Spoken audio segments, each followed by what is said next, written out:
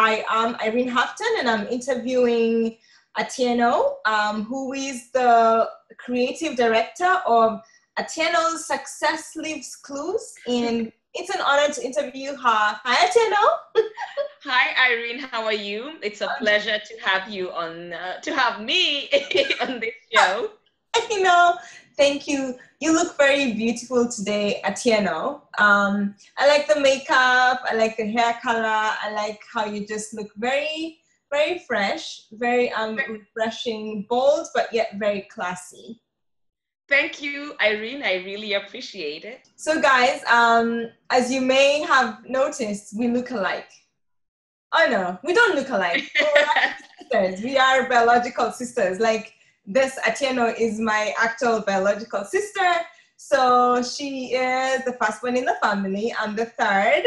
We come from a family of 5 lovely, amazing children. I can say that because I know each of us and our parents are so awesome. And Atieno is the firstborn. So yes, today I'll be interviewing my sister and I'm excited about it. I hope she's excited too. I'm very excited. And one of the reasons I'm really excited about it, one, is because initially you were not the one to be doing this interview, but as fate would have it, whoever was supposed to be doing the interview was unable to make it, unfortunately, and I caught to the rescue like she always does. And the beauty of it is that I have known her since she was born. So really, she can ask questions from when she was born. That is, a few years, we have a 3-year difference. So she can definitely ask anything, and the things that you would love to know about me, then this is really the person who can ask it all. So over to you, Akot. Yeah. Thank you, Atieno. So as Atieno said, sorry, I call her Atieno, I call her Jackie. So if I go, there, and it's because it's either Atieno, but like her real full names are Atieno, Jackie. The name she hates is Caroline, so I can put it Oh my God, did you just called Caroline? She doesn't look like a Caroline, but she is called Caroline. But yeah, so I may call her Atieno, I may call her Jackie. But so for me, it is an honor to interview my sister today. Just to talk with her. I will tell you as a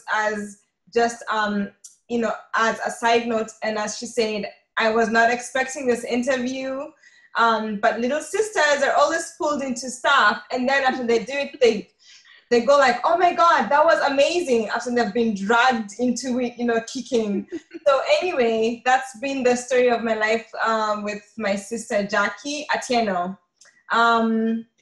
So I guess to set the ball rolling, I would like to ask Atieno, as a firstborn, and this is, just setting it out for us, as a firstborn of 5 children, what are some of the things that you always felt that you had to be on top of? I would say right from the beginning, like being fast, like having the firstborn, like being the firstborn in the family. What are some of the things that, whether as a child or as an adult, that you are aware that you always had to either look out for your siblings or just be ahead of us, like ahead of the rest of the curve? And have some of those things stayed until today, or the older we grew as a family, have some of those things kind of fallen off?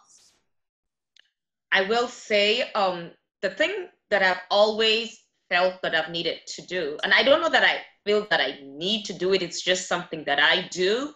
Mm-hmm. I feel that I need to protect my siblings.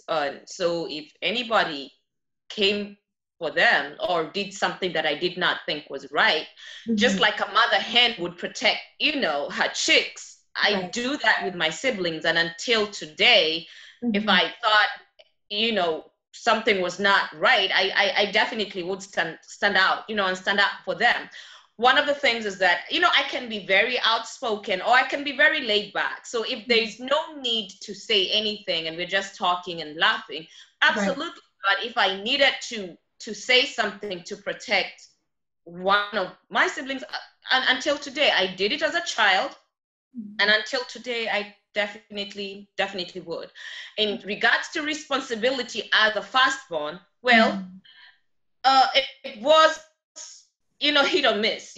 Sometimes you want to be responsible, but then sometimes you also have the siblings. Like I'll say, for example, Lakoth really liked being the responsible one in regards to, money and looking after the house and making sure everything was in order and cooking. So, hey, she liked to do it. So, I kind of let her do all that stuff while I looked after people and just did me. So, I mean, that's how we grew up. Mm-hmm. Okay. Well, thank you for sharing that. I think, okay, so I will say this. I would say it's funny how even though siblings are different, I think I was happy that I'm not the firstborn, because I always had a firstborn sibling to look up to. I had you to look up to. I had, Leslie to look up to. And for me, I always just knew that I had an elder sister that I could either call or find. And somehow when I found and talked to her, I knew that things would be okay. So talking from a personal point of view, I've always just meant to ask how it feels to be a firstborn, because I don't know if it comes like with, a level of, oh my God, I have to be there, for everyone and take care of them, or is it something that comes, naturally.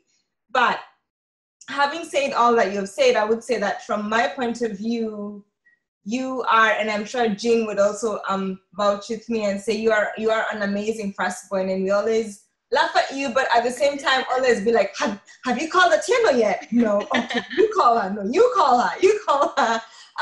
Because we always know that you will be there for us. And that, I think, so before I go on to as I said, I think that speaks to more of the Atieno that I know. Not the career side, not that side of it, but the side of the family side, the one who would always make sure that the people around her have even more than she has. And this is something I'd like us to speak to is, I remember growing up in Kenya, with you, we lived in Westlands, and we lived at home, and I remember you were the first child to work among us 5 children. But something I remember about you is the whole family knew when it was your payday. Not payday, but it was your payday. I think the reason they knew is because you came home with your salary and you shared it with everyone. Like, it was like, this is for you, this is for you, this is for you. And I'm thinking like, what? I'm thinking, she should save this money. She should do this. And you just literally would, get your pay and give it to literally the family, but anyone who happened to be at home on that day. And I keep wondering, how did she do that? But the honest thing is, guys, until today, and friends will vouch for this, Jackie is one of the most generous people you will ever meet. You cannot be in a room with her and she'll not share whatever it is that she has. That goes with anything from her money to her house to her time. So, and I think, Jackie, for me, I would just like to ask you as a sister, because I don't think I am as generous as you. I'll put it out there. I do have my limits and my barriers. But what is it that drives you? What is it that makes you, I would say, be so selfless that to this day, I always know, and I've always told you, if there's one person I'd call at 4 a.m. and I know the answer would be yes, for you can come and sleep at my home, or it would be you, just because I know your selfless heart. And it's been several times I've come to your home and I've found you have taken in someone just because they needed help. And I always ask you, how do you do that? Do you need your time and your privacy? But you always have a smart answer for me. And I'm like, okay. So what is it that makes you be that really generous and selfless individual? One thing I'd say is, I always believe if I have something to eat and somebody is hungry, well, I have something to eat, so why won't I share with them? And I also always believe there's always more. There's always more somewhere. So if you can get up and work hard and sweat for it, if you have it today, chances are high you'll have it tomorrow. So if I have a place to stay and somebody honestly is really struggling. Now, of course, within reason, some people put themselves in situations where you're like, what are you really going through? But also, you know, you take things in bits and pieces, but if you really have it to share and somebody is struggling, then just share, you know, just that's just how I feel. Not to mention then my heart would be disturbed if I had it and did not share. So that also for me comes from, I don't know if it's a selfish place, because I need to go to bed. And if I had it and somebody was struggling and I couldn't help them, I don't know that I could sleep well. So it just comes from that space. I see. All right. So if I could just shift it a little bit, right? Because in business, in finance, in life, we are told you need to be able to save something. You know, it's like, hey, I would like to help you, but then I want you to save something for yourself. But if I'm honest, I think I've seen you literally give everything you have, and the next day it just comes back. Or the next thing is like, you get the same thing. And honestly, I'm just like, how does it happen that this girl keeps giving everything and yet she still has more? It's like everything is increased. The more you give, things just keep on coming. And for me, that's something that has always amazed me about you. It's like, how I don't understand, you know, how this happens. Because like for me, I am someone who will say, I need to save 10%, I need to save, you know, 20, you know, and then I will give out enough from this. But I've always seen you giving, but I've also seen you being increased in a very supernatural way. And from the outside looking in, as a Christian, for me, I would say it's just God blessing you back for being, you know, kind and selfless. But I would just speak from a business point of view. Like, do you ever, you know, think and say, okay, well, like, do you say, even if I give, something will come tomorrow? Or do you always put people first and say people's hearts, people's well-being comes first?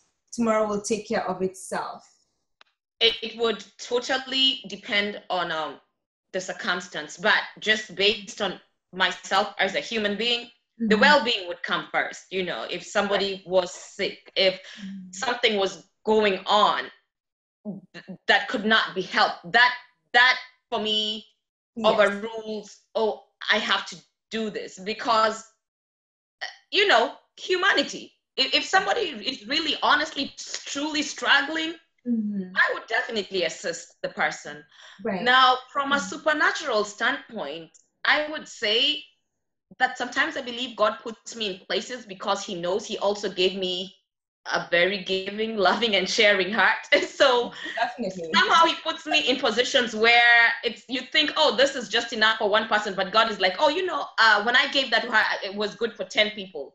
And so sometimes I actually think that's how he works. So when I'm dividing and I'm sharing, I'm like, yeah, God gave me this, but he knew I was going to give 9 other people, and this is kind of enough for 10. So let's do this division and then save what needs to be saved. If we're talking about money, we're talking about food, if we're talking about space, if I have a lot, like, I will share.